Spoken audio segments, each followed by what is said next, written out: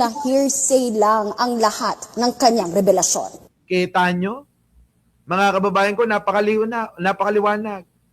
Paano masasampahan, paano mai-impeach si Pangulong Bongbong, puro hearsay lang, puro chismis lang yung daladala. Ayan aminado. Aminado tong si Tenyo, bobo rin to eh.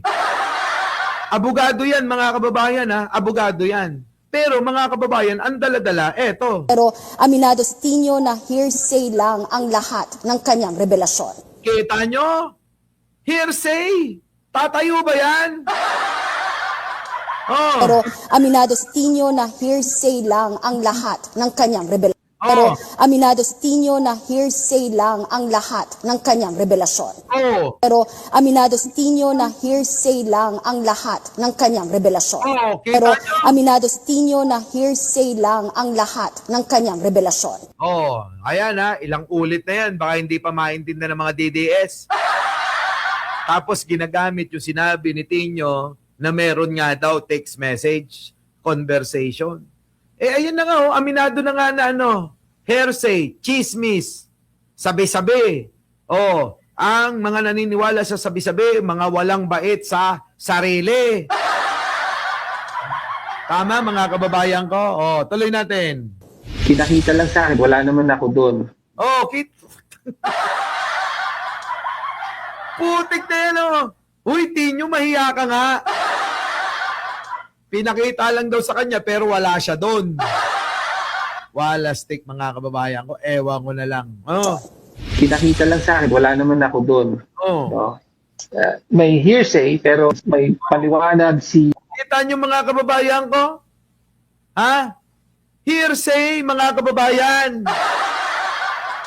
Tapos siya yung nagte-testify, ginamit ang plenaryo, nag-privilege speech para po sabihin na meron pong ganito, ganyan, ganito, pero wala namang ebidensya. Putik na yan. Tapos, gamit na gamit ngayon, itong mga sinasabi na itong isang gonggong na to, na mga kababayan, gamit na gamit ng mga DDS. Si Rarin yata tuktok neto eh. Si Congressman Libiste. Ayaw, di ma. Putik na yan, galing dito kay Leandro daw. Ayan, ano sabi? May hearsay pero may paliwanag si Congressman Libiste. Ayaw, di ma. May paliwanag daw si Libiste. Anong paliwanag niya? Hihintayin niya rin daw yung may hawak nung text message. Putik. Bang klase talaga. Ayoko na mga kababayan pagkaganyan. Dito na lang tayo sa Sanggan. Susi. Ayan yan Sige na, okay na. Nakita ka na eh. Nakita na eh. Sabi, nakita ako. Nawawala tuloy pagka dumarating si Jen Angeles eh. Sa totoo lang kapag February 14, pag nakikita ko si Jen Angeles naalala ko ang meaning ng pag-ibig eh. Ganon din ba kayo? Teka nga, basta bobo to. Basta bobo, tatanga-tanga, itong si Tenyo Kayo mga kababayan, ganun din ba kayo? Oy, ikaw Arnold Lopez, ganun din ka ba? Ganun ka rin ba?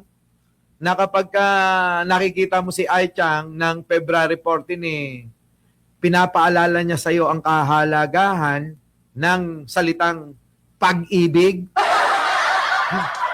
Ganon din ba kayo? Paki-comment nga sa mga nagiging ganon. Sabi ni Leonora Brown, Boss Mike, nag-date na ba kayo ni Jen? Hindi pa. Bakit? Bakit, mga kababayan? Bakit? Hindi pa. Busy mga kababayan sa negosyo niya eh. Abay, mga kababayan, 24 oras gumagawa ng bulaklak eh. Oo, ganun, mga kababayan Oo, kita nyo, di kumikitang kabuhayan siya. Ay, nako. Kagabi sabi ko sa inyo, nagulat ako eh. Pag ginising ako mga kababayan, binigyan ako ng bouquet. Putik nung tignan ko mga kababayan, pamatay eh. Sandamakmak na tsokolate. Di ba mga kababayan, dapat ganun. Dapat kayong mga baguhin na natin mga walang ya kayo. Baguhin na natin. Bakit? Nakasanayan natin ng mga babae ang binibigyan eh. Di ba? Baguhin na natin na dapat ang babae na ang magbigay.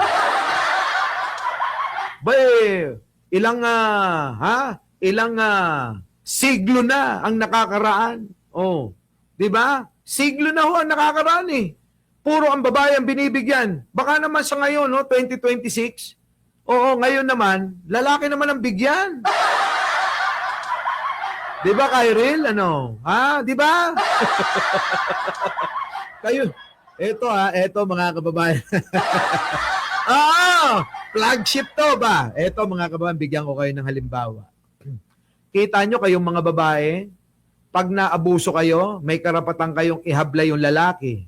Pero kapag ka ang lalaki ang naaabuso, katulad namin ng mga lalaki rito at ni Arnold Lopez, pag naabuso kami, wala kaming karapatan para ihabla kayo. Ang dami niyong kalamangan Tama ba? Isipin niyo maigi. Pag ang lalaki ang naabuso, walang karapatang maghabla. Di ba? Pag ang babae, makanti mo lang ng konti. Nako, bausi na parating sa'yo eh.